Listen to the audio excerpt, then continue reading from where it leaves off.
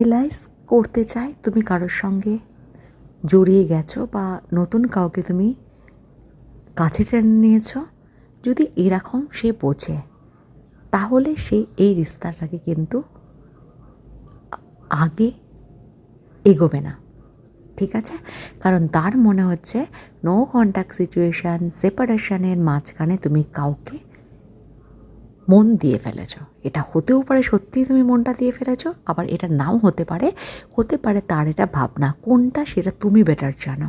ওকে, but তার মনে হচ্ছে যদি তুমি কাউকে মনটা দিয়ে দাও, সে এই রিস্তাটাকে জাস্ট মুভ অন করবে বা কাট করে দেবে এই সময়। ওকে, যদি তুমি কাউকে সচমুচই তোমার মনটাকে দিয়ে দাও, তাহলে তোমার যে পার্সন আছে সে ডিসিশন নেবে তোমার সঙ্গে সে এই রিস্তাটাকে আগে বাড়বে কি এখানে স্টপ করে দেবে।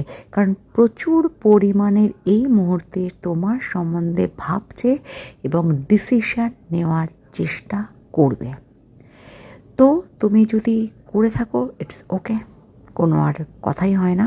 যদি না করে থাকো তাহলে হতে পারে তুমি ডিপি দিচ্ছ, তুমি পোস্ট করছো, তুমি সোশ্যাল মিডিয়া স্ট্যাটাস দিচ্ছ, কিছু না কিছু বা হোয়াটসঅ্যাপ স্ট্যাটাস দিচ্ছ, তো তার মনে এই একটা ক্রেভিং তৈরি হচ্ছে।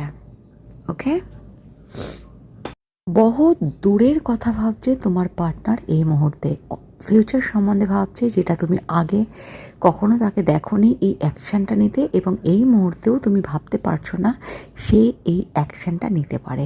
সে টোটালি তোমাকে ফলো করছে, সে টোটালি তোমাকে স্টাক করছে, সোশ্যাল মিডিয়া বলো, হোয়াটসঅ্যাপ বলো বা ইনস্টাগ্রাম, কোনো না কোনো জায়গায় হতে পারে একসঙ্গে তোমরা ফ্রেন্ড লিস্টে নেই, বাট সে দুসরা অ্যাকাউন্ট থেকে তোমাকে ফলো করছে। ওকে, এইবার তোমার যে পার্সন আছে সে কুইকলি আসতে চাইছে এবং টিকতেও চাইছে, স্টে করতে চাইছে, লং টার্ম রিলেশনশিপ চাইছে এই মুহূর্তে তোমার পার্টনার তোমার জন্য। যেটা আগে একটা ইমেচিওর ব্যাপার ছিল, একটা বাচকানি হারকাতে ছিল, সেটা বলতে পারো এখন ম্যাচিওর হচ্ছে।